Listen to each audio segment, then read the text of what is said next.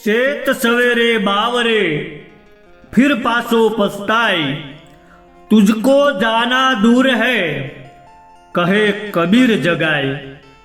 रया न राणा राजिया सूर नर मुनि समेत, तू तो तरणा तुल्य सु माटे शेत शेत नर शेत।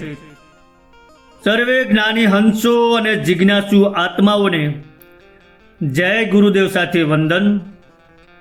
मित्रों, संतो आपने वारंवार चेतवे छे, वारंवार जगाड़े छे के चेती जाओ, जागी जाओ।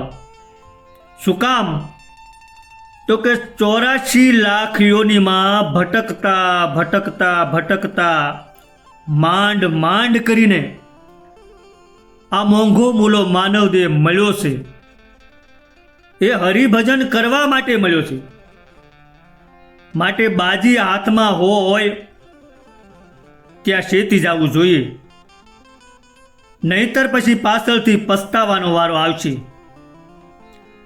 आवुं संतो आपणे वारंवार कहीने चेतवे छे, जगाड़े छे, अने छतांय जो आपणे नहीं चेतीए तो पछी केवा हाल थशे।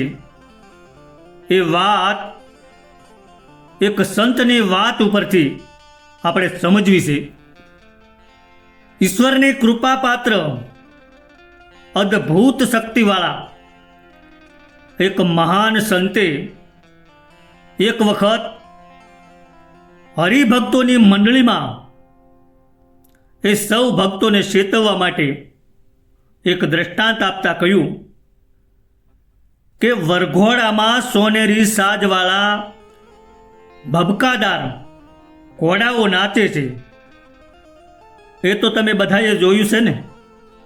એ ઘોડાઓ જ્યારે વરઘોડામાં નાચતા હોય એ વખતે તેના પગે બાંધેલી ઘૂઘરીઓનો જમકાર, તેની કલગીની શોભા, તેની ડોકનો મરોડ, તેની કાનસોરીની તેજી, તેની પીઠ ઉપરની રેશમી ઝૂલની ઘૂઘરીઓનો ઝીણો ઝીણો જણકાર અને તેની નખરાખોર ચાલ, એ બધું બહુ મોહક અને જોવા જેવું હોય છે અને મનને આનંદ આપે એવું હોય છે। પણ એ બધું કેટલા સમયનું? એ બધું થોડી વારનું જ હોય છે। એ કાયમી નથી। કલાક બે કલાકમાં વરઘોડો પૂરો થાય ત્યારે એ જ ઘોડાને એ બધો ઠાઠ ઉતારી અને પાછું માખીઓ ને મચ્છરની બમણાટી મારતા અને વાસ મારતા એ અંધારા તબેલામાં જવું પડે છે। મતલબ કે એ જે જાક જમાળ હતો એ બધો ઘડી બે ઘડીનો હતો, કાયમી નહોતો। તેમજ આપણા જે વૈભવો, આપણા માન મરબતાઓ, આપણા તાજી मतवाजो, આપણા ઠાઠમાઠ, આપણી શ્રીમંતાઈ, આપણી અક્કડતા, આપણું કડકપણું, આપણી જુવાનીનો મિજાજ, આપણો ઘમંડ, આપણું અભિમાન અને બીજાઓ કરતા સારા દેખાવાની માટે કરવામાં આવતી આપણી ધામધૂમો, આવું આવું ઘણું બધું। પણ એ બધું ક્યાં સુધી પહોંચશે ને કેટલું કામ આવશે એ ખરેખર વિચારવા જેવું છે। પાન પટ્ટીથી રેંગેલા તમારા લાલ હોઠની લાલી કેટલી વાર તમારી ઊંચી જાતની સિગરેટનો ધુમાડો ક્યાં સુધી પહોંચશે? તમારા સેન્ટ ને અત્તરની સુગંધ કેટલો સમય રહેશે અને તમારી જિંદગી ઉપર શું અસર કરશે? તમારા રૂપાળા દેખાવા મોઢે સોપડવામાં આવતા પાવડર કેટલી વાર ટકશે? તમારી વીંટીના હીરાનો જળકાટ ક્યાં સુધી પહોંચી શકશે અને તમારી આ ઝડપી ગાડીઓ ક્યાં સુધી દોડી શકશે? આ બધું બહુ જ વિચારવા જેવું છે। આ બધું પણ કાયમી નથી રહેવાનું। એ બધું એક દિવસ પેલા શણગારેલા ઘોડાની પેઠે થોડા સમય માટેનું જ છે. અને તેમ છતાં પણ જો છેવટ સુધી જો આમાં જ રહી જઈએ, હરિનું ભજન ન કરી શકીએ, તો અંતે નરક જ છે. કારણ કે આ બધાનું વળગણ ન છૂટે તો અંતે નરક સમૂહ પુરવાર થાય છે. જેમ વરઘડો થોડી વાર હોય છે, તેમજ આપણી જિંદગી પણ અલ્પ થોડી વારની છે. માટે મોહ ઓછો કરવો, આ કરવું ને હજી તે કરવું, મનની મોટી તૈયારી, જિંદગી સોટીને મમતા મોટી, એમાં હરીને ગયો વિસરી, એવું ન થાય એનું ધ્યાન રાખવાનું છે.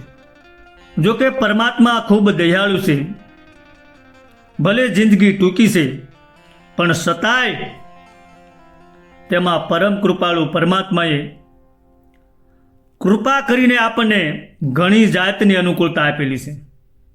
માટે એનો ગેરઉપયોગ ન થાય એનું ધ્યાન રાખવાનું છે, એ સંભાળવાનું છે. ને જો એ નહીં સંભાળો તો આખરી વરઘોડો ખલાસ થયા પછી જેમ ઘોડાને તબેલામાં જવું પડે છે, એમ આપણે નરકમાં જવું પડશે. જો કે સ્વર્ગ નરક જેવા કોઈ સ્થળ નથી, પણ કહેવાનું તાત્પર્ય કે જીવની દશા કફોડી થઈ છે. એટલું જ નહીં, પણ આપણને ઉત્પન્ન કરનાર, આપણને આયુષ્ય આપનાર, આપણને આરોગ્ય આપનાર, આપણને ધન ધાન્ય આપનાર અને આપણને બુદ્ધિ તથા બેહદ શક્તિ આપનાર પરમ કૃપાળુ સર્વશક્તિમાન અદલ ઇન્સાફી મહાન પ્રભુને વિસરીને છેવટ સુધી જો આપણે એવી ટેટુમાં જ પડ્યા રહીશું, તો એ બધા સુખોની વચ્ચે પણ આ જિંદગીમાં જ આપણા મનની નિશ્ચતાથી નરક ભોગવવું પડશે.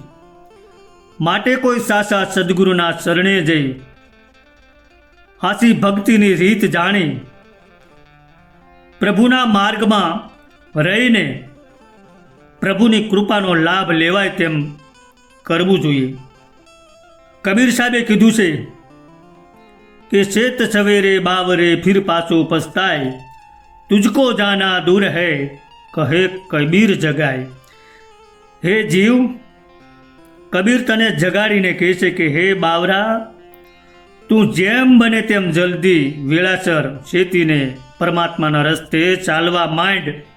કારણ કે એ રસ્તો ઘણો દૂર લાંબો છે અને જો નહીં શેતે તો તારે છેવટે પસ્તાવું પડશે.